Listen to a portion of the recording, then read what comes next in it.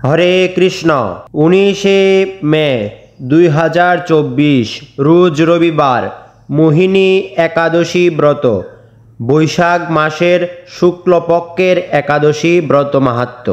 পঞ্জিকাতে সূর্য সিদ্ধান্ত বা বাংলা গণনা সিদ্ধান্ত অনুযায়ী এটা জ্যৈষ্ঠ মাসে হলেও কিন্তু শাস্ত্র সিদ্ধান্ত অনুযায়ী এটা বৈশাখ মাসের শুক্লপক্ষের একাদশী ব্রত। আজকে আমরা মোহিনী একাদশীর মাহাত্ম্য সম্পর্কে আলোচনা করব। মোহিনী একাদশী ব্রতের মাহাত্ম্য।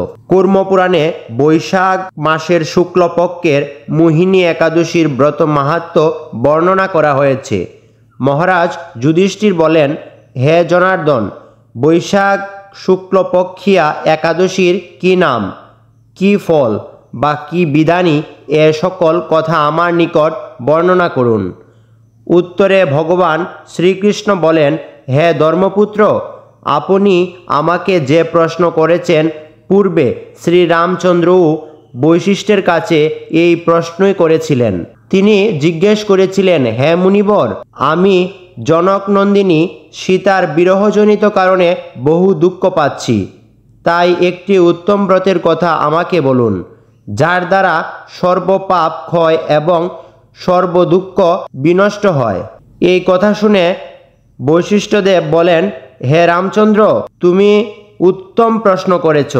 যদিও তোমার নাম গ্রহণেও মানুষ পবিত্র হয়ে থাকে, তবুও লোকের মঙ্গলের জন্য তোমার কাছে সর্বশ্রেষ্ঠ এবং পরম পবিত্র একটি ব্রতের কথা বলছি।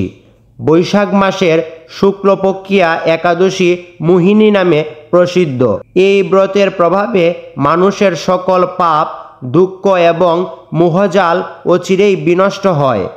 তাই মানুষের উচিত সকল পাপ ক্ষয়কারী এবং সর্ব দুঃখ নাশিনী এই ব্রত পালন করা। একাগ্রচিত্তে তার মহিমা তুমি শ্রবণ করো। এই কথা শ্রবণ মাত্রই সমস্ত পাপ বিনষ্ট হয় সকল মানব জাতির। পবিত্র সরস্বতী নদীর তীরে ভদ্রাবতী নামের এক সুশোভনা নগরী ছিল। চন্দ্রবংশীয় জাত ধৃতিমান নামের এক রাজা সেখানে রাজত্ব করতেন। সেই নগরীতেই ধনপাল নামের এক বৈশ্য বাস করতেন। তিনি ছিলেন পূর্ণকর্মা এবং সমৃদ্ধশালী ব্যক্তি। তিনি নলকূপ, জলাশয়, উদ্যান, মাঠ এবং গৃহ ইত্যাদি নির্মাণ করে দিতেন। তিনি ছিলেন বিষ্ণু ভক্তি পরায়ণ এবং শান্ত প্রকৃতির মানুষ। সুমনা, দ্যুতিমনা, মেধাবী, সুকৃতি এবং দৃষ্টিবুদ্ধি নামের তার 5 জন পুত্র ছিল। পঞ্চম পুত্র দৃষ্টবুদ্ধি ছিলেন অতি দুরাচারী। সে সর্ব পাপ কার্যে লিপ্ত থাকত। পরস্ত্রী সঙ্গ, বেশ্যশক্তি, লণ্ঠন ও দুরক্রিয়ার প্রতি পাপের আসক্ত ছিল সে।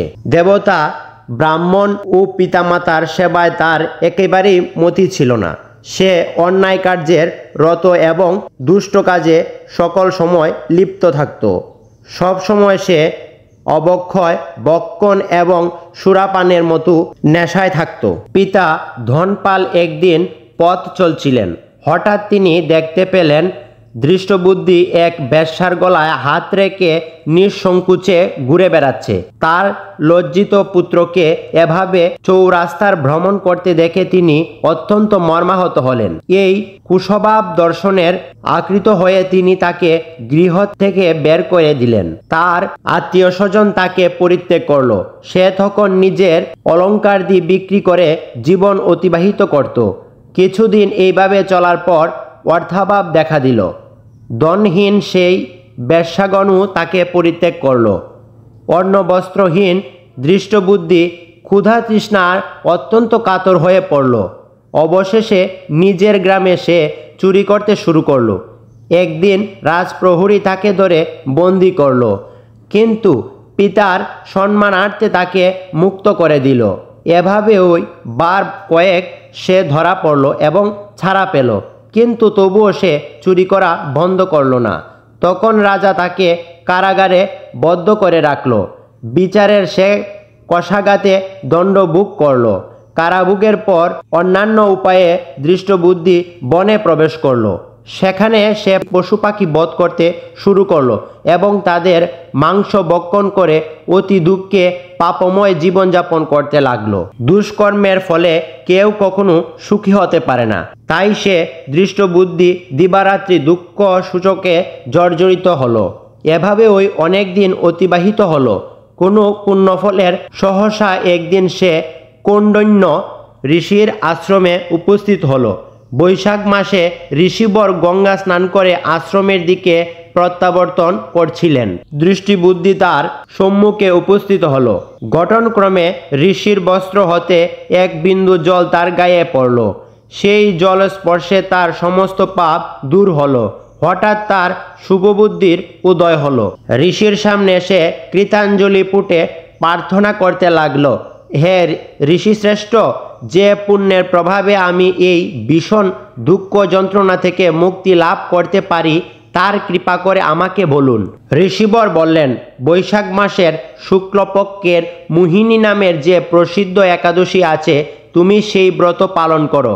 এই ব্রতের ফলে মানুষের বহু জন্মের পর্বত পরিমাণে পাপ রাশিও ক্ষয় হয়ে থাকে। মহামুনি বৈশিষ্ট্য বললেন, কৌন্ডিন্য ঋষির উপদেশে শ্রবণ করে প্রসন্ন চিত্তে দৃষ্টিবুদ্ধি সেই ব্রত পালন করল। হে মহারাজ, রামচন্দ্র এই ব্রত পালনে সে নিষ্পাপ হলো, দিব্য দেহ লাভ করল। অবশেষে গরুরের আরোহণ করে সকল প্রকার উপদ্রবহীন বৈকুণ্ঠ ধামে গমন করল। হে রাজন, ত্রিলোকে মোহিনী ব্রত থেকে আর শ্রেষ্ঠ ব্রত নেই। যজ্ঞ, তীর্থ, দান ইত্যাদি কোনো পুণ্যকর্মী এই ব্রতের সমান নয়। এই ব্রতের কথা শ্রবণে কীর্তনে সহস্র গুদানের লাভ হয়। আজকের আলোচনাটা যদি ভালো লাগে তাহলে ভিডিওতে একটি লাইক করবেন এবং আপনি যদি আমাদের চ্যানেলে নতুন দর্শক হয়ে থাকেন তাহলে চ্যানেলটিকে সাবস্ক্রাইব করার জন্য সবার কাছে বিনীত নিবেদন করা হলো। দেখা হবে নতুন কোনো পরবর্তী এপিসোডে। সেই পর্যন্ত সবাই ভালো থাকবেন এবং কমেন্টে লিখবেন হরে কৃষ্ণ, জয় রাধে।